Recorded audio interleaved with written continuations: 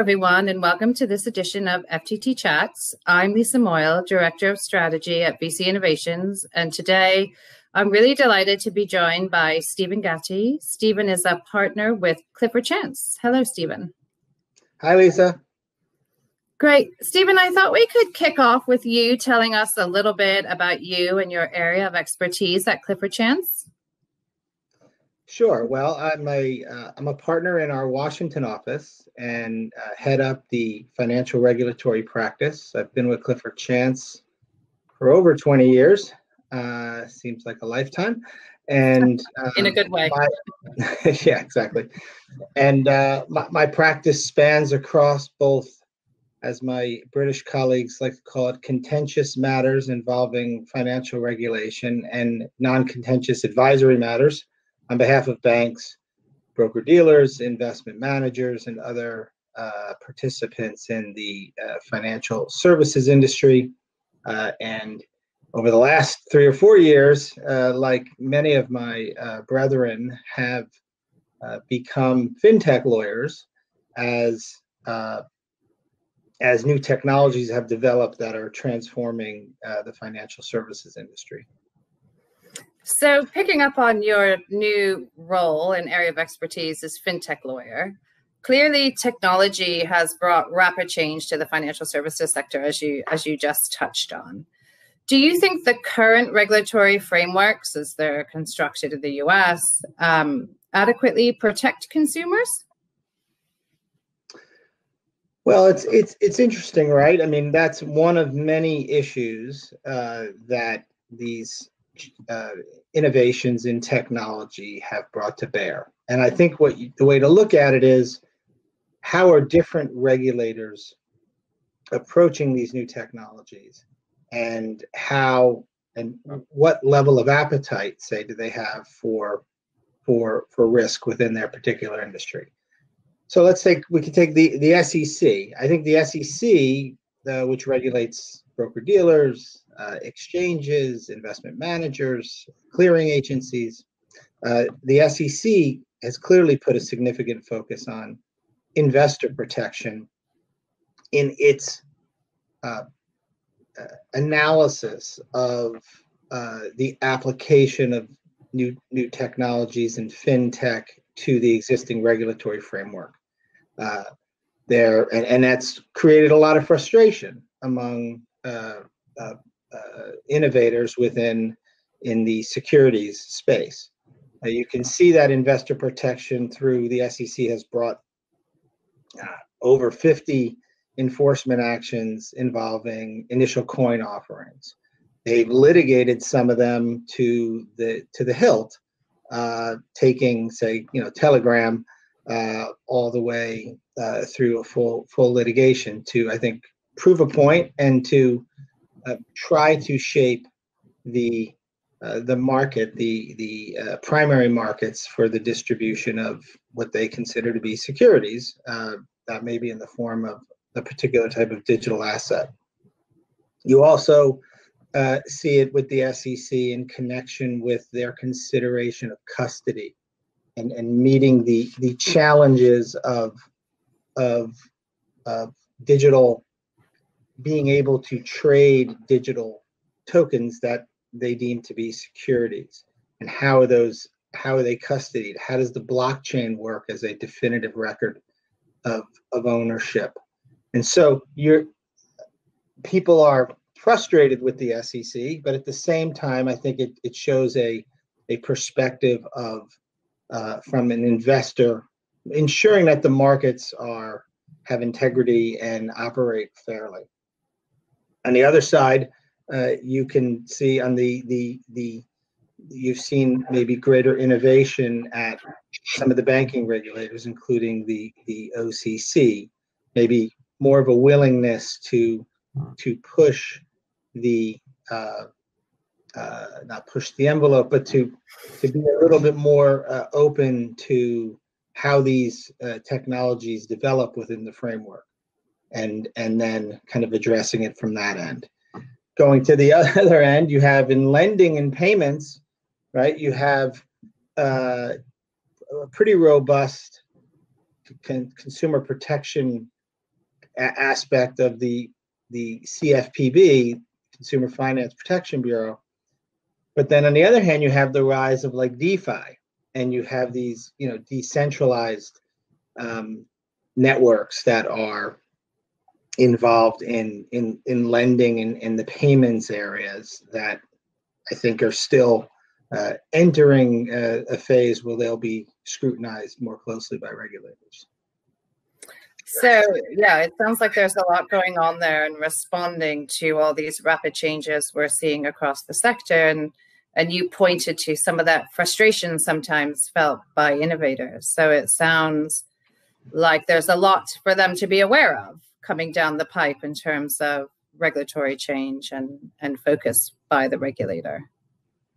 Absolutely. I mean, I think there really is a relentless focus right now at any regulator in the U.S. that's in the financial services area, because the pace of change, you can't stop the development of things that make sense. And even if those challenge kind of a historical architecture of those markets and push the boundaries of the frameworks that have been developed for assets that are regulated, or activities that are regulated by that particular regulator. So you can't ignore it. The question is, can you control the pace in a way that allows for the framework to adapt, to be supplemented and modified to, for example, in the context of the SEC, meet the twin aims of protection of investors and the facilitation of capital formation through fair and orderly markets. So how do they meet their mission, but without kind of throwing the baby out with the bathwater? I really like the way you frame that as you can't stop the development of things that make sense, but you can slow them down in a sense that you're giving all the key stakeholders, time to catch their breath and almost keep pace, as it seems you're saying. Yeah, I think that's the balance that their regulator is trying to meet. Is how do we ensure that this new development, blockchain, used in many different ways, whether it's operating a business where there's tokens that are distributed or whatnot, or within the plumbing and infrastructure of the markets where use of blockchain DLT technologies makes sense. So I think it's a work in progress. I think that it's inevitable, and there's always people knocking on the door at the regulators saying, "Oh, here's what I want to do. Here's what I want to do." And I think that's the best advice we have for clients is, advocate and you can help move if we all can move the Titanic one degree this way or 2 degrees, it goes on a trajectory that's into safer waters than just hoping that it's going to avoid the iceberg. Yeah, that sounds like a very collaborative approach. I know you'll be joining us, Stephen, on the 9th of September at FTT Virtual North America, where you'll be leading a panel discussion on the supervision of crypto assets and sharing some thoughts, I assume, on the future direction of where that's going. You already mentioned a few things and, kind of advocated for that collaborative approach for innovators to really kind of push ahead and get their views out about what they need. Is there any other suggestions you would give to people specifically in the crypto asset space and maybe some little hints about what they can expect over the next few years? What do they expect over the next few years? Yeah. Sure. I mean, look, I think one area where I think there'll be growth is within the securities markets, the development of the offering and trading of digital asset securities. You're already seeing the SEC kind of open up in some ways.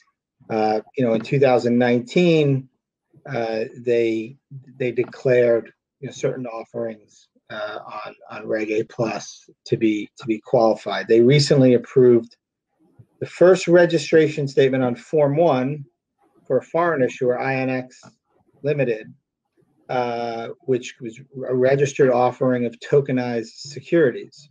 In addition, you see the SEC allowing or permitting mutual funds that are comprised of Bitcoin and holding crypto assets. You also see developments in the plumbing of the securities markets where, through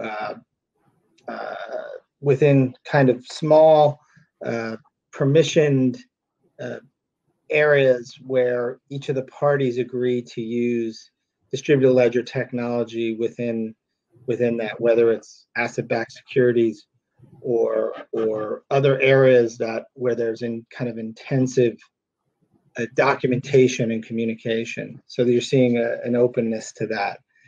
The OCC, the Office of the Comptroller of the Currency, has really sent out to the world their view recently with their rulemaking, essentially on digital banking and digitalization in the banking industry, where they talked about it's a must read, I think, where they talked about a number of developments and what challenges they present for regulators and the existing framework, whether it's around cryptocurrencies, blockchain, artificial intelligence, money transfers and deposits, relationships between a technology company and a bank. So there's what I see is a continued pace, hopefully not a glacial pace, of new developments that will facilitate the acceptance of digital assets within the financial regulatory framework. Thanks for that, Stephen. That's a great overview, which I think we could summarize by there is a lot going on in that space. I look forward to hearing more from you and your panel on the 9th of September. And I just wanted to thank you again for taking the time to join us today. Great. Thank you, Lisa. Thanks, Stephen. Bye.